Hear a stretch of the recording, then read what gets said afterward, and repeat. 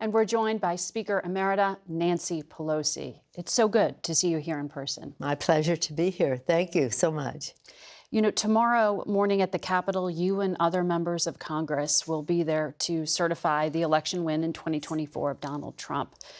There's an unprecedented level of security, in part because of what happened 4 years ago with the violent attack by his supporters to change the outcome of the last election. Why do you think that so many members of the American public decided that was not disqualifying when it came to re-electing him president?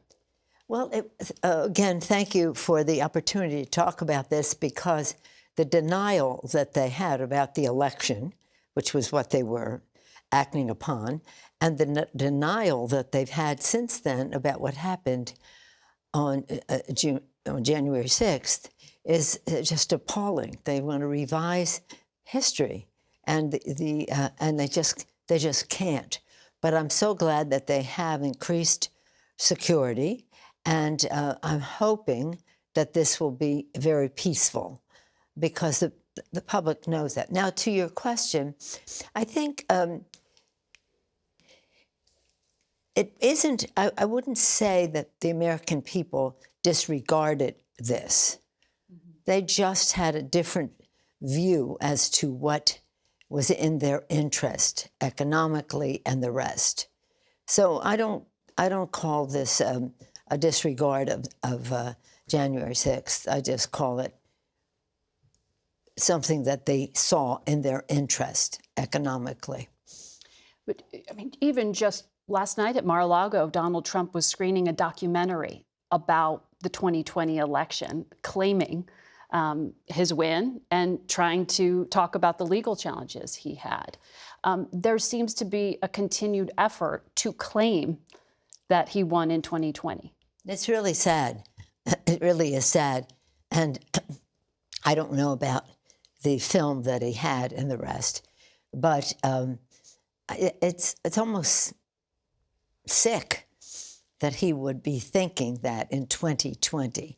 He's won the election now. Mm-hmm. That will be clear. That will be clear. And tomorrow he will be clearly, we will be accepting the results of the Electoral College. So he should be triumphant about that. But to be still trying to fight a fight that he knows he lost is really sad. You know, the president-elect has said that in the first 9 minutes of his new term, he will pardon many of those who participated in January 6th. He said he'll look at it a case-by-case basis. But in looking back at what happened 4 years ago, there are recordings, there's video evidence of what happened. It is personal for you. Some of these writers in your office chanting your name. Yeah. One of the defendants, we were looking for Nancy to shoot her in the friggin' brain, but we didn't find her. For you, this is personal. So when you hear about pardons, do you think the nonviolent attackers deserve to be pardoned? The nonviolent, I think that's a violent attacker with the intention. The violence itself. Yeah. The violent language, you think? The violent language, yes, the intention. And, of course, the intention to attack the Vice President of the United States. Now, it didn't end that day. As you know, he called out to these people to continue their violence. My husband being a victim of all of that. And he still has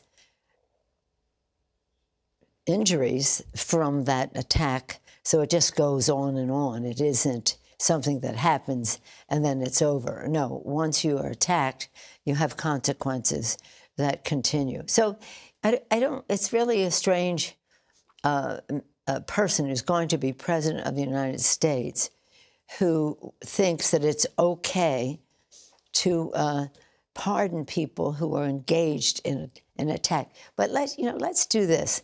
Let's just say, okay, to the American people, this is what this is about. Do not be conned by the denial of the election of 2020. And why would he be saying that? But he is. And then on top of that, the denial of what happened on January 6th. But some of the 1,600 defendants here were really only charged with trespassing. And when you look at the profiles, the University of Chicago did a study. Half of those who broke into the Capitol were white-collar workers. They were small business owners. Didn't necessarily have a criminal record. When you look at that profile, you said intention. It was the intention itself you think that needs to be considered, more so than the crime, that it casts the crime itself of trespassing in a different light for you. Well, the president said he would go on a case-by-case basis. Right. So I assume that some of those people may not have engaged in the violent activities that some of the others did. Look at this beautiful Capitol, the dome built by Lincoln. Under Lincoln's leadership during the Civil War, they said, don't build the dome. It takes too much steel and manpower, they said, from the war effort. And he said, no, I have to show the resilience of America. Mm-hmm. And then under that dome, you saw flags that, just horrible flags under the dome of Lincoln. Mm-hmm. And so it was a tragedy, and we cannot be in denial about what it was. If the president's going to go on a case-by-case basis, I hope he does. And maybe trespassers you would be comfortable with pardoning. Well, it depends on how they define what that is. But but I know that some of that encouragement, mm-hmm. and then the follow-up that so many people were threatened, including me, and to my home, looking for me and finding my husband, and as I say, who still suffers from head injuries on that day. So these things don't just happen and go away when you have a head injury. Right. But anyway, to see the threat to so many people in elective office, going beyond me, but so many people in elective office, it shouldn't be a threat to your family that you have chosen to do public service. You wrote in your book about that 2022 attack on your husband. And you said your daughter told you if she had known what you were signing up for, she would never have given you her blessing to run for office in the first place. Do you think that this threat of domestic violent extremism is having a chilling effect on new talent and anyone running for office? Well, I certainly hope not.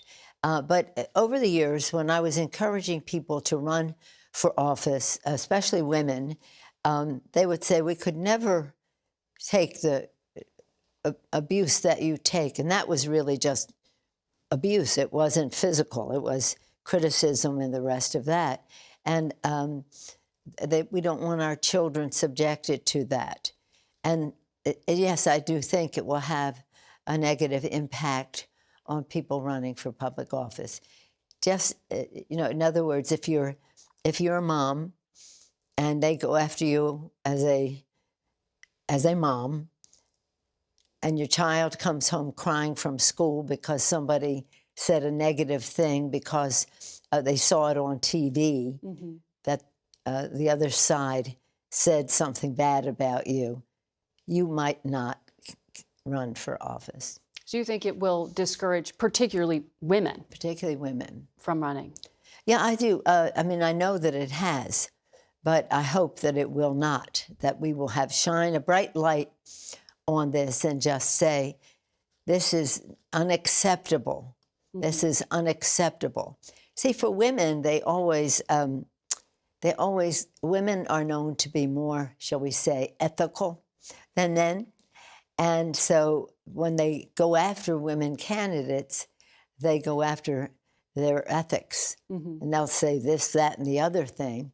and then the child comes home from school crying because somebody said a bad thing about mom on TV, and nobody wants that. So hopefully the bright light shining on that will reduce that. But I think that women have proven that they are more ethical, and that they are, well, maybe they're not more ethical, they're all ethical, but that they can withstand that criticism.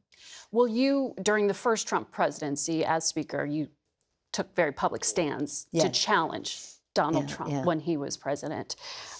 Democrats now are in the minority in this new Congress. Tom Suozzi from New York recently said, it would be a mistake for Democrats to reflexively oppose Trump's ideas and brand themselves a national resistance movement. This is a Democrat who won in a Trump district, and he's warning fellow Democrats. Do you agree resistance is a bad strategy this time? Well, let me just say, historically, when I became Speaker, it was when I ran with a Republican president, George Bush, and we opposed his policies. He wanted to privatize Social Security. And so we went against that, and we won. And then when I won again as Speaker, Donald Trump was president. And we ran against him by saying we're going to save the Affordable Care Act. This is it. We were saving Social Security in the beginning.